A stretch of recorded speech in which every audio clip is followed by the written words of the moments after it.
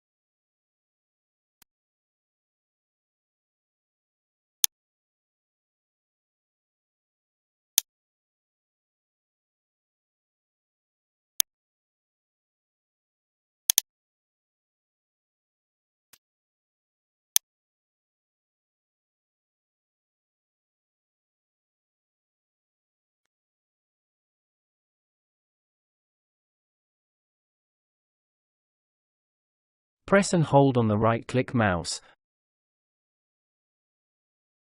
Now turn it off and turn it on again.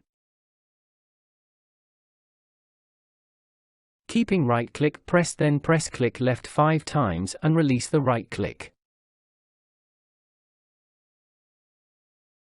Now turn off the mouse.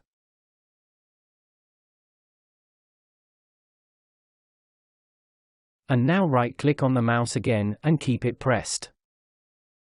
And finally turn on the mouse and release the right-click and your problem will be fixed. If you found this video helpful, please like and subscribe to our channel, leave comment and share it with others so they can benefit too.